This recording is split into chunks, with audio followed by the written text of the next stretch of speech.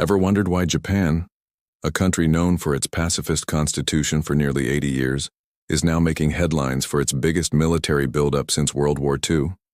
It's a massive shift, and today, we're diving deep into the reasons why Japan is seemingly preparing for a new era of defense. Let's get into it. For decades, Japan's security was built on two pillars: its own self-defense forces, strictly limited to defending the nation, and the security alliance with the United States. Article 9 of its constitution famously renounces war. So, what changed? The world around Japan did. The primary driver is the changing security landscape in East Asia. We're talking about a far more assertive China, with its rapidly modernizing military and bold claims in the East and South China Seas. The Senkaku Islands, which Japan administers but China also claims, are a constant point of friction. Chinese Coast Guard and naval ships are frequently seen in the waters around these islands, testing Japan's resolve. This isn't just a distant political issue. It's a direct challenge to Japan's territorial integrity. Then there's North Korea. Its relentless pursuit of nuclear weapons and ballistic missiles is a direct threat. Missiles have flown over Japanese territory multiple times, triggering emergency alerts and reminding everyone of the very real danger just across the sea. Pyongyang's unpredictable nature means Japan can't afford to be complacent. It needs the ability to potentially intercept these threats before they can cause devastation. And let's not forget the global context. Russia's invasion of Ukraine sent shockwaves through Tokyo. It was a stark reminder that in the 21st century, large-scale conventional warfare is not a thing of the past. The lesson for Japan was clear. A country's sovereignty and territorial integrity can be violated if it's not strong enough to defend itself. Relying solely on others might not be enough when push comes to shove. In response to these pressures, Japan has unveiled a new national security strategy. This is a game changer. The plan is to double its defense spending to 2% of its GDP by 2027, bringing it in line with NATO standards. This is a colossal investment, translating to hundreds of billions of dollars. So where is all this money going? A huge part of it is for something called counter-strike capabilities. This is probably the most controversial part of the new strategy. For the first time, Japan aims to acquire long-range missiles, like the Tomahawk cruise missiles from the United States, that can strike enemy bases and command centers. The logic is that if an adversary is preparing to launch a missile attack on Japan, Japan needs the ability to hit them first as a deterrent. This is a fundamental shift from its post-war defense-only posture. Critics argue it blurs the line of Article 9, but the government frames it as an essential part of an active defense. It's not about starting a war, they say, but about having a credible deterrent to prevent one from happening in the first place.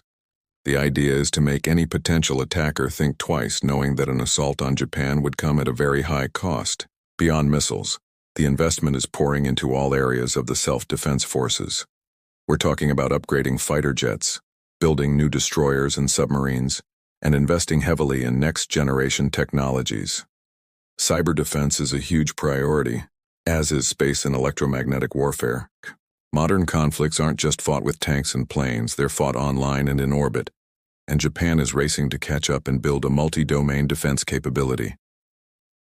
Another key aspect is strengthening the US-Japan alliance. This isn't about Japan going it alone, far from it. The new strategy emphasizes deeper cooperation with the United States. This means more joint training exercises, better intelligence sharing, and more integrated command structures. The goal is for the two forces to operate seamlessly together in a crisis. This military buildup actually makes Japan a more capable and formidable partner for the US, strengthening the alliance's overall deterrence in the region. Japan is also expanding its security partnerships beyond the United States. It's working more closely with countries like Australia, India, the United Kingdom, and the Philippines. Through agreements like the Reciprocal Access Agreement with Australia and the UK, Japan is making it easier to conduct joint military drills and operations. It's building a network of like-minded democracies to create a collective front for a free and open Indo-Pacific. Of course, this historic shift is not without debate within Japan. There are strong pacifist sentiments in the country, and many people are concerned about being drawn into a conflict. The high cost of this military expansion is also a major issue. with questions being raised about how it will be funded in a country with an aging population and a massive national debt. Public opinion is divided, but there's a growing acceptance that the peaceful bubble Japan lived in for decades has burst, and that new measures are necessary for the new reality. So, to put it all together, is Japan planning for war? The official answer is no.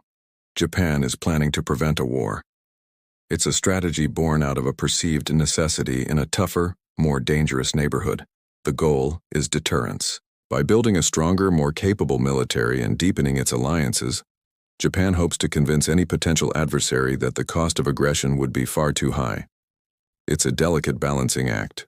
On one hand, Japan is trying to protect itself without alarming its neighbors and sparking an arms race. On the other hand, it feels it can no longer afford to take its security for granted. The moves we are seeing today are the result of years of careful deliberation in response to a dramatically changed world. Japan is not abandoning its desire for peace, but it's redefining what it takes to protect that peace in the 21st century. What do you think about Japan's new defense strategy? Is it a necessary step or a dangerous path? Let me know your thoughts in the comments below. Thanks for watching. And if you found this video informative, don't forget to like, subscribe, and hit that notification bell for more deep dives into global affairs. See you in the next one.